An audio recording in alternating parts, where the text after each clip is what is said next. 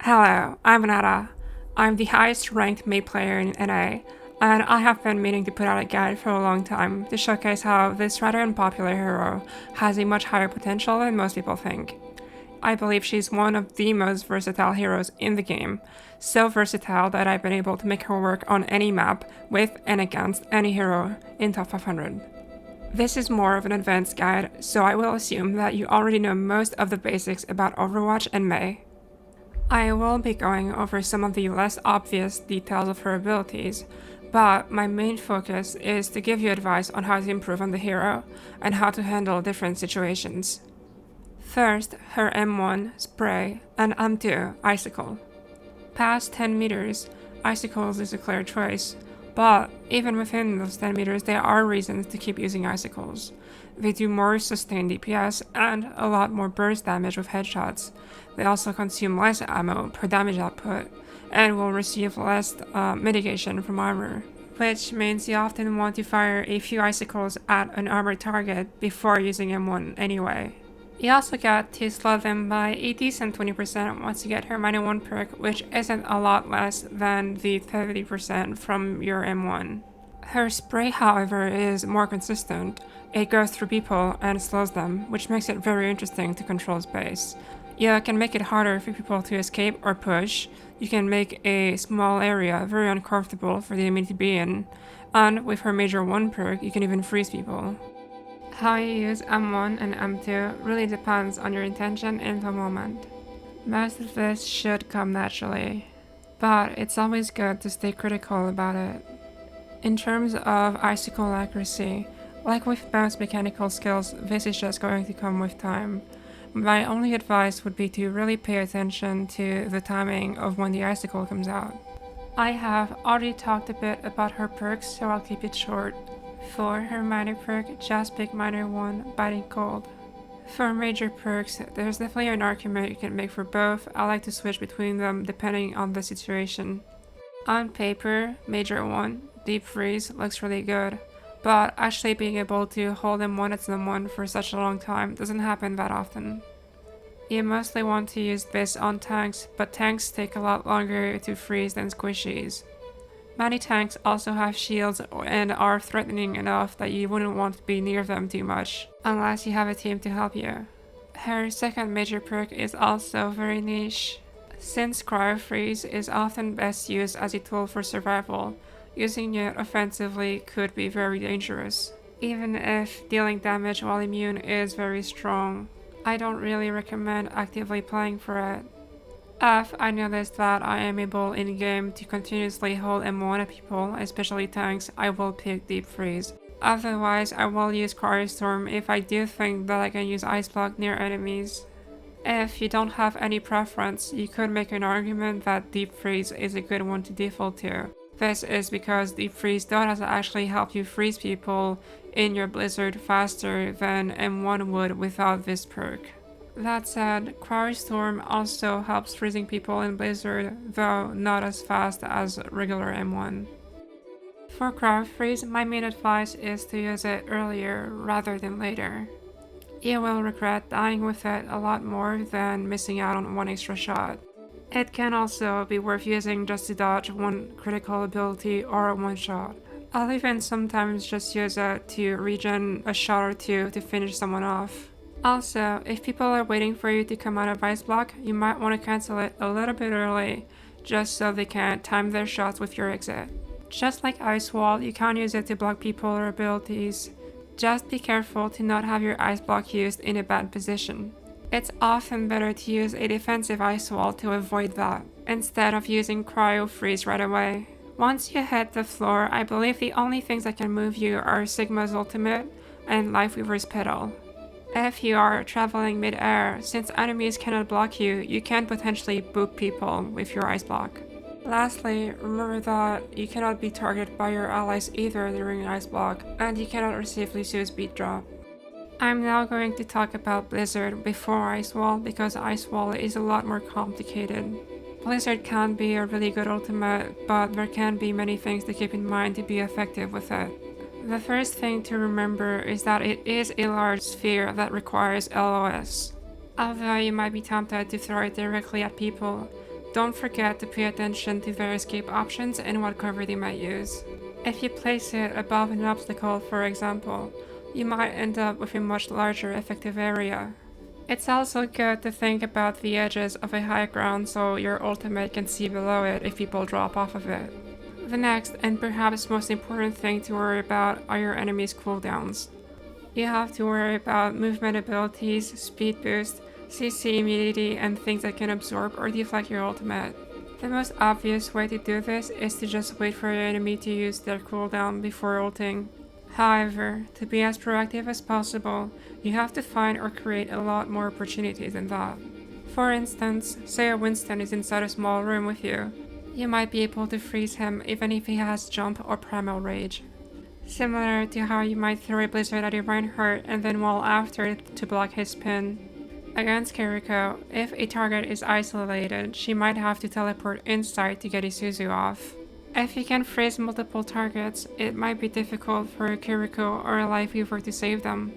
As always, getting a single kill with an ultimate is often enough to gain an advantage and win the fight, especially considering the space Blizzard can create. Speaking of creating space, it can still be better to use the ultimate just to force a response, even if you don't get any kill. Sometimes I'll even just use it as a defensive ult against a minefield or dragon blade, and I often specifically save it against ram ult.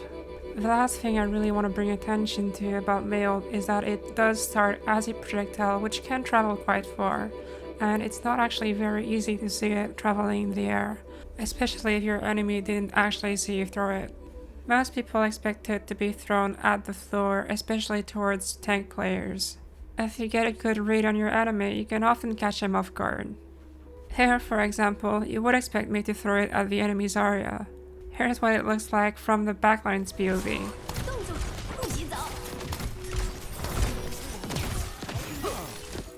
Against people with movement abilities, they're usually just going to jump away from you when you ult. You can use this to your advantage and have them jump right into it. It's finally time to talk about Ice Wall. The reason why Mei can get quite complicated, but its payoff is immense versatility that can help you adapt to any situation. You can sort of think of it as doing three main things. It can block movement, it can block line of sight, and it can serve as a raised platform. The first advice I would give you to learn Mei Wall is really the same advice I would give anyone learning any ability on any hero. It is to mainly just use it a lot. Always be on the lookout for people or abilities you might want to block, ways to isolate fights, and ways to move around the map. Not only will you be playing a lot more proactively if you do so, you will also learn a lot more by using your abilities a lot, instead of constantly trying to hold them for the perfect time, especially when you don't even know yet what the perfect time is. If you mess up a wall, that's fine. You can then understand that something did not work, and maybe even start thinking about what else could have worked. You will mess up a lot. You will have to mess up a lot. Messing up is a good thing, and I think the main reason why people don't learn Mei that much is because they're afraid to mess up. When they see that Mei isn't able to just wall off a tank and kill them, they just think that Mei's not good enough here and stop playing her. There is an endless list of things you could use wall for. Unfortunately, you will have to discover a lot of them on your own if you can get creative. That said, I will still talk about my own experience and interesting ways I like to use wall. The first one is using vertical walls. Obviously, messing up rotations is one of the most crucial aspects of playing Mei, but sometimes just placing a normal wall by a choke simply results in one pillar being destroyed for everyone to go through. When people have to go through a small doorway, placing a vertical wall might force them to have to break more than just one pillar to go through it. Another big thing is that walling off a choke isn't the only way you can mess up a rotation. I also like to wall open paths to keep people in open areas for longer, letting us poke them a lot more. This also forces them to make a decision they weren't ready for. Should they shoot the wall and try to go through it? Should they decide to pick a different path? Or maybe they should try to go back. During that split second, the enemy is very unlikely to 1. Make the right decision, and 2. Make that decision as a team. This is often enough to really mess up their rotation. All the while, your team could engage on them. In a similar fashion, I sometimes like to make certain areas very uncomfortable by turning them into some sort of hallway. Let's now remember that if your enemies are at their weakest during rotations, you too are. Using wall to facilitate rotations, either by using it as a shield or to get to high ground, is a more than valid way to use it. Getting a strong position with an ability is pretty much always worth it. I'll even sometimes be using wall simply to hide information, so that I cannot be seen during my rotations.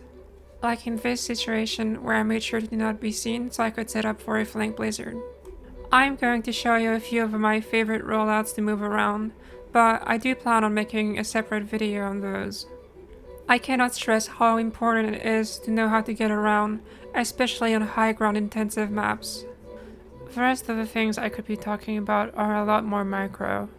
You could use it to wall a diva bomb up, or maybe get a new angle, maybe to block a specific ability or ultimate.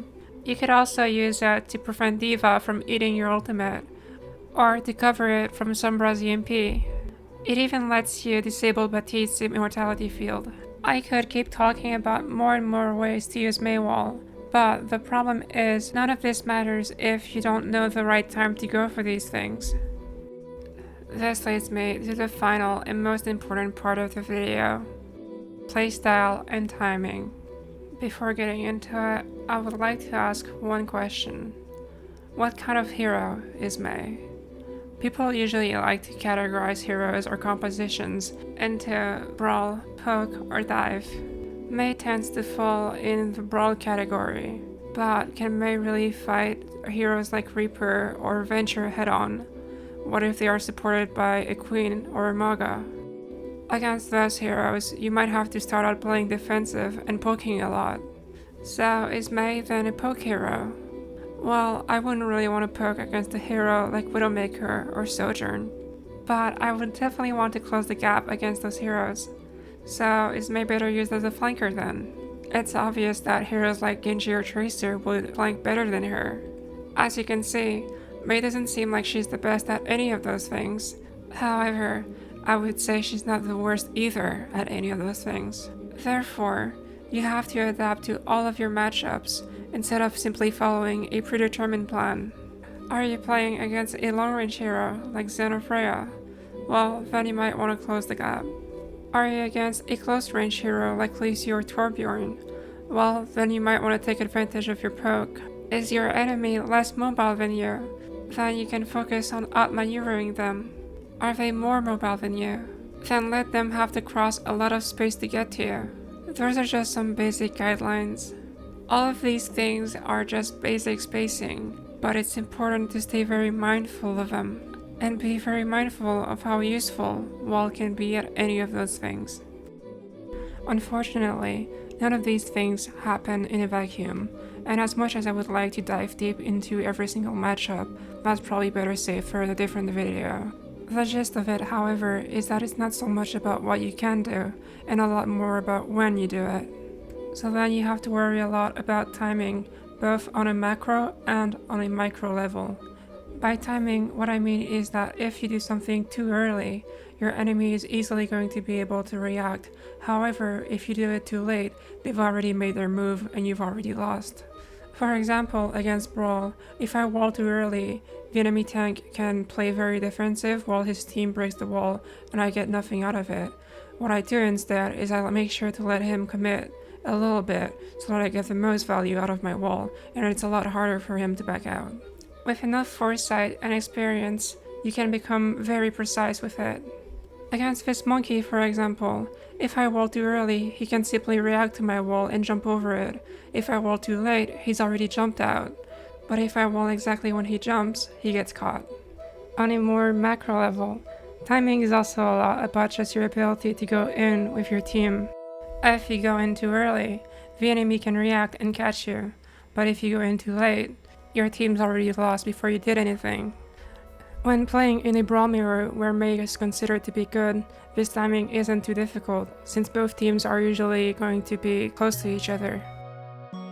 With poke, since teams have a harder time engaging directly, you can often take your time to clear out angles. But how can you follow a dive when everyone can just jump way past you? I see sort of two options. One is just to make sure you're in a position to poke.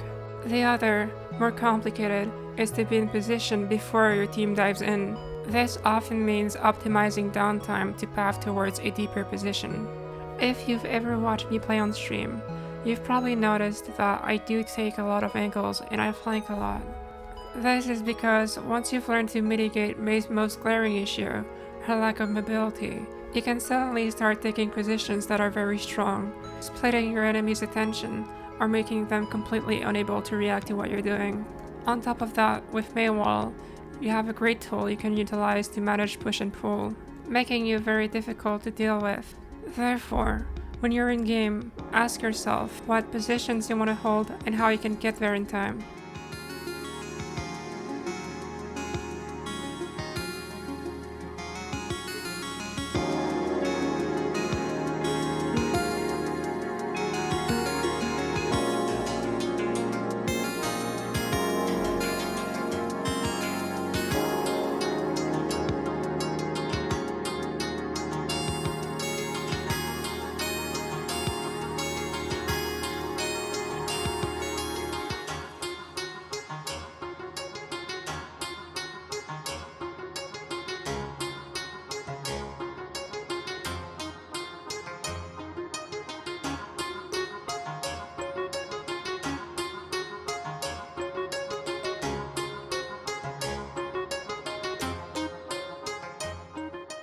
There's obviously a lot more I could be talking about and a lot of things I've missed. I could probably have made a lot better video, but I guess I really wanted to just finally make something and put it out there. My goal with this video was just to inspire people to either pick up the hero or to push her to her limits, because I really do think she's a very versatile character with a lot of skill expression.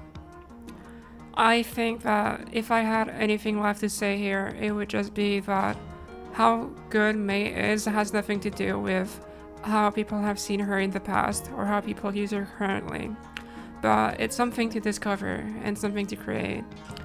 So hopefully you can join me on that journey. And obviously, one of the ways you can support that is by liking this video, commenting, sharing it, subscribing to the channel, following me on Twitch or Twitter and all these things. This video did take me a lot of effort, and I would really appreciate the support so that I keep making videos like these and go deeper into certain subjects. So yeah, thanks for watching, and I'll see you guys later. Bye bye.